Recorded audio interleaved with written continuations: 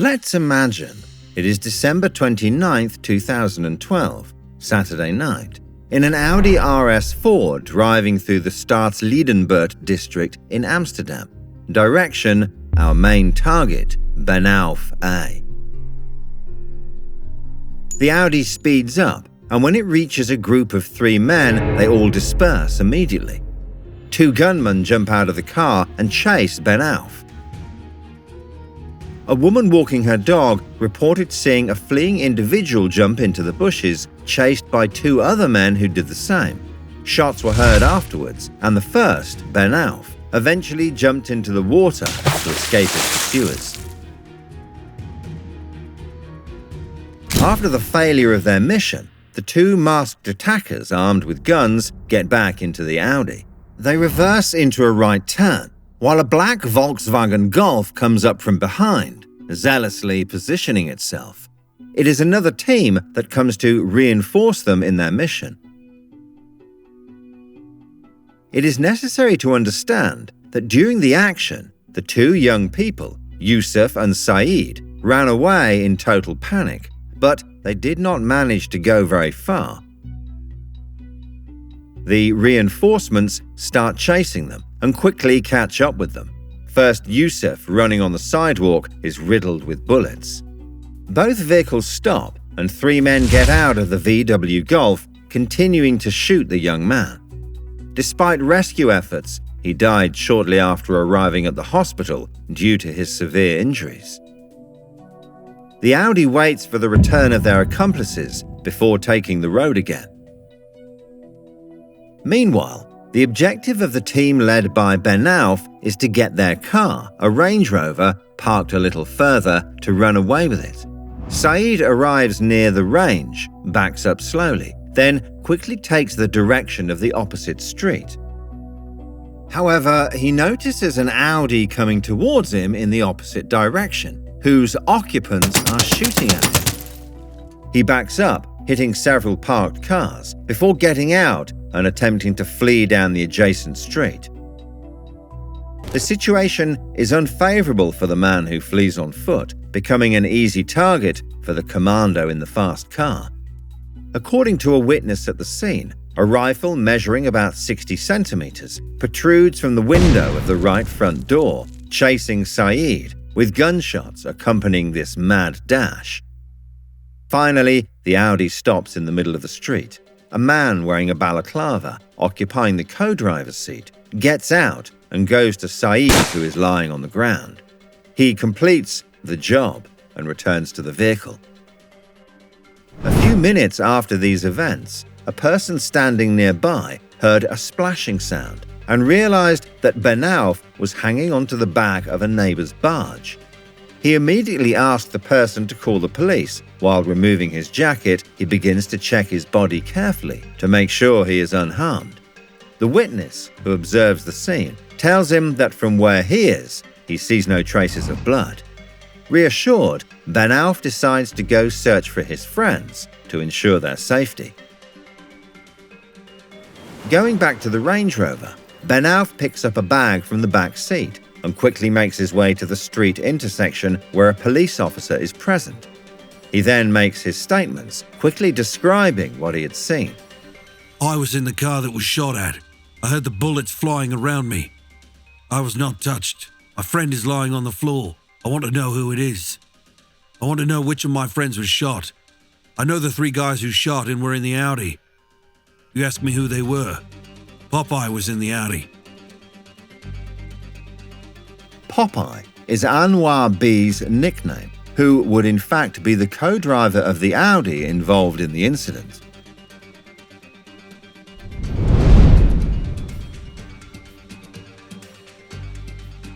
This is one of the most violent episodes of the underground war that is being played out in Amsterdam.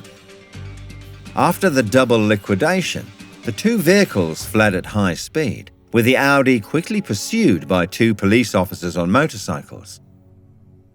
After reports of what happened in the Staatsliedenbert area, police officers positioned themselves along their supposed path, a highway, where they were targeted by the fleeing men. The police officers are miraculously unharmed. However, they have lost track of the suspect car. Eventually, the Audi was spotted parked in a parking spot across from the athletic fields, and investigators discovered guns dumped in a ditch along the route the car had taken.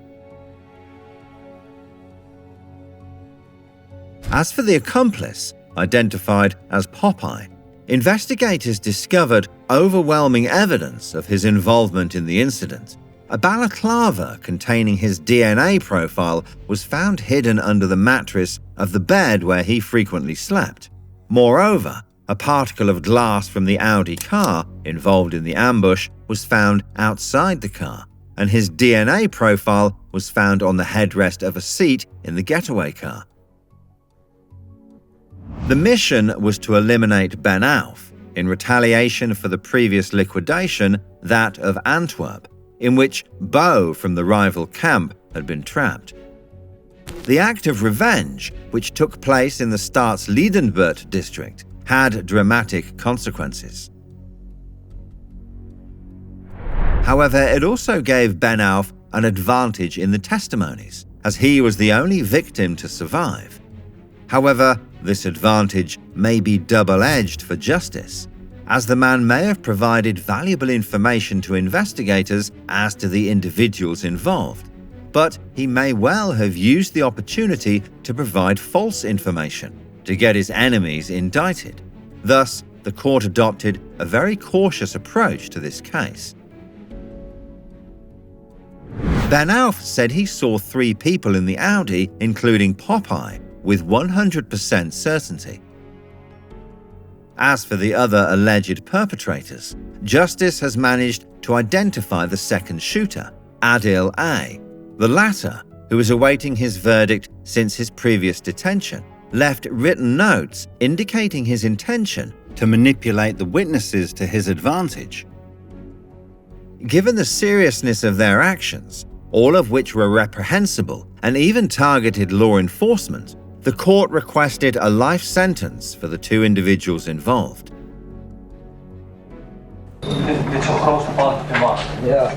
Als je ons de daders had veroordeeld, wel, met je bullshit. Over die telefoons heb ik niks gehoord.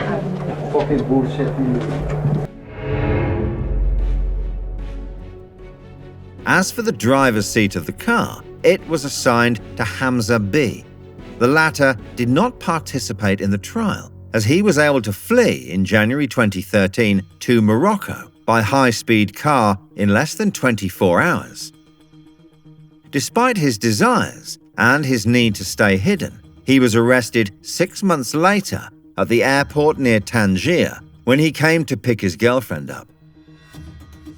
On the basis of the Dutch file, he was sentenced to 20 years in prison for his participation in the Staatsliedenbert case.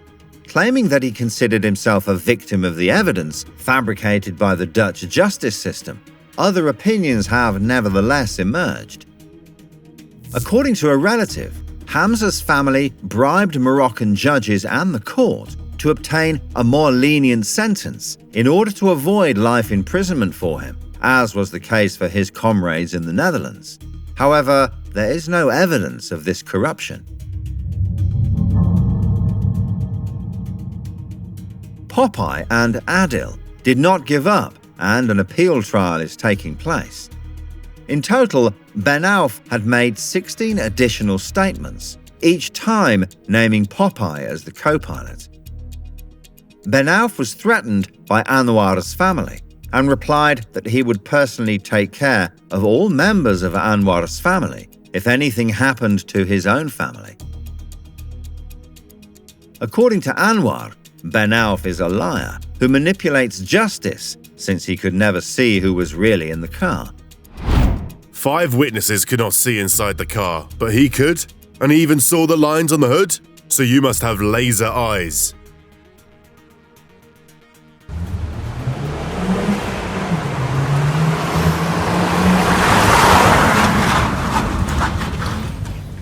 To clarify all this, a reenactment of the liquidation took place to determine if Ben Auf could have actually been able to recognize Popeye, which the reenactment eventually confirmed.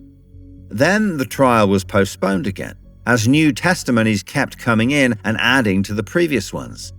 Some witnesses claimed that Ben Auf admitted to lying about accusing Anwar of being a member of the enemy camp, while others claimed to have been paid €200,000 to say that Ben Auf had told them that he had never recognized Anwar. Although the testimonies were in diametrically opposed directions, it was the video of a member of Ben Auf's team, Rashid's video, that really got people talking. The latter states, in a secretly filmed video, that Ben was proud to have flashed the suspects with his lies. He makes it clear that Ben Auf is the number one witness, and that once the court realizes that he is lying, then an acquittal will follow. The video landed in the hands of Popeye's lawyer via a USB key, and turns out to be perfectly authentic. Following this, another witness decides to speak out, as he was very angry about the so-called lies propagated by Rashid on behalf of Popeye and his family. Despite all these attempts to get them acquitted, the verdict for the duo remains unchanged.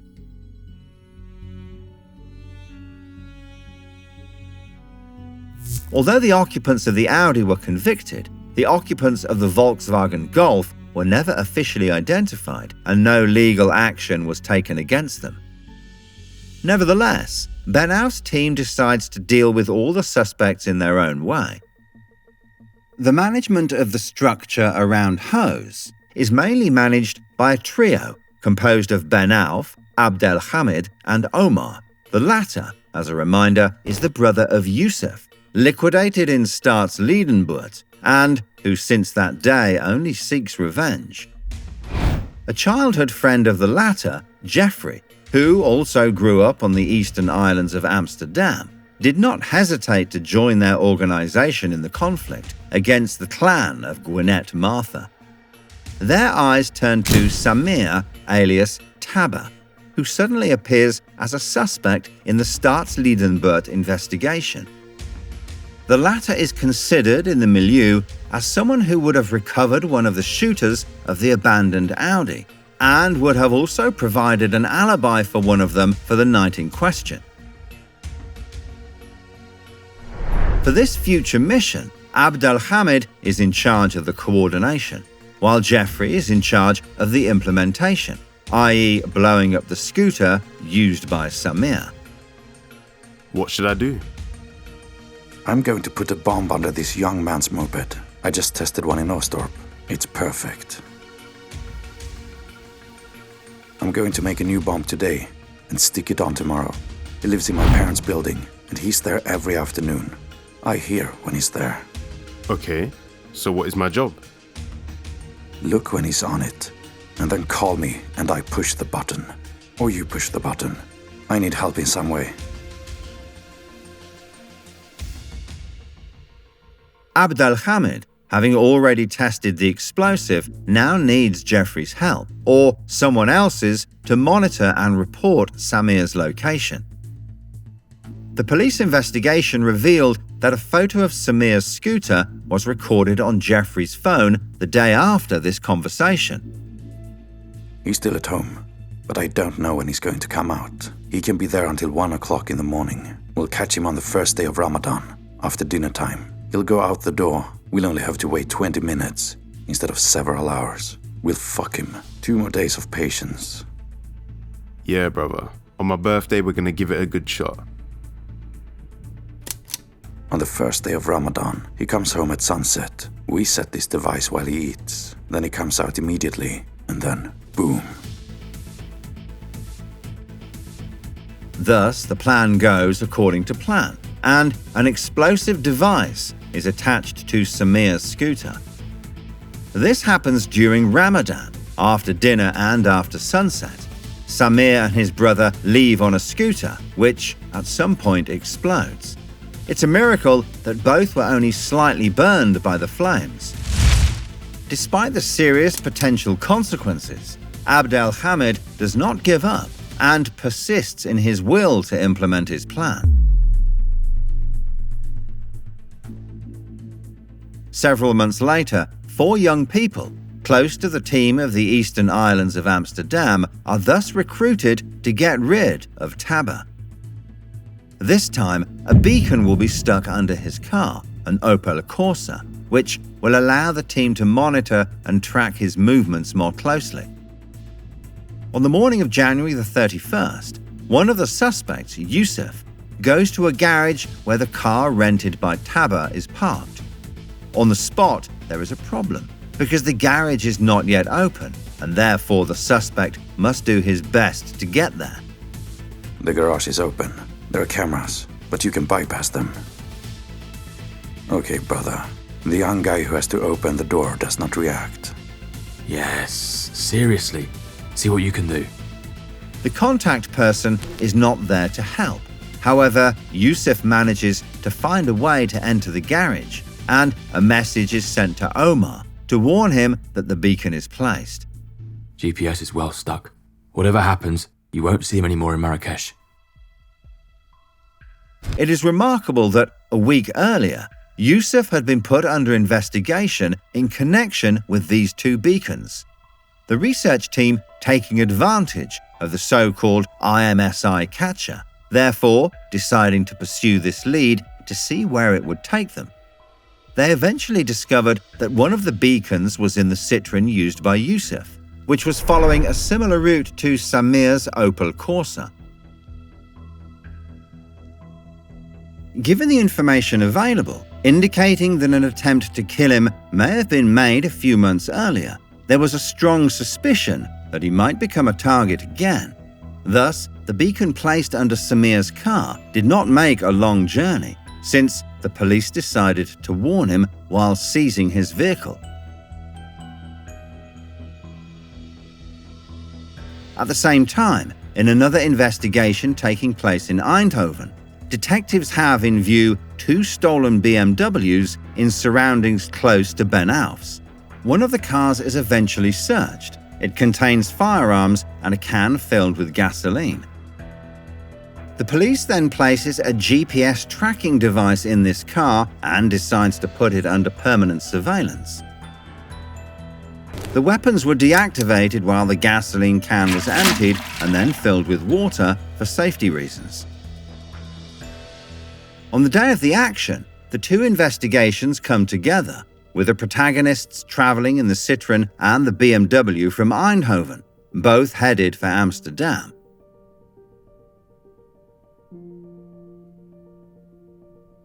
The BMW was equipped with a fake license plate, set up with Jeffrey's help. The day before the attempted liquidation, Abdelhamid gave his last instructions. The license plates are ready there. Just look at which plate belongs to which car via the tablet on the internet. Let me know if you need help with anything. This man must die. This will not happen, as a response unit has been deployed to thwart their plan and foil the mission.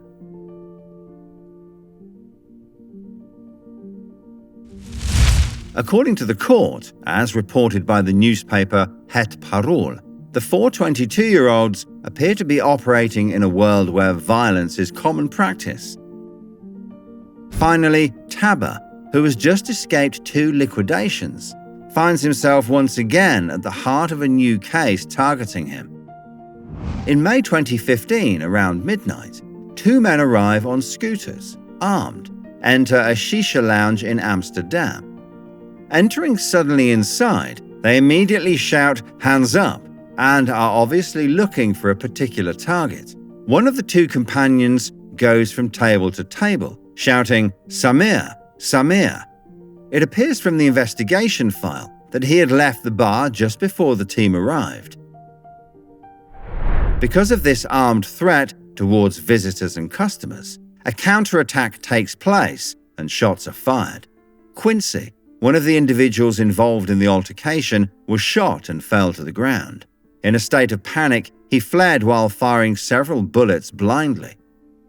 Unfortunately, an innocent man named Yusuf El-Katawi was there at that moment.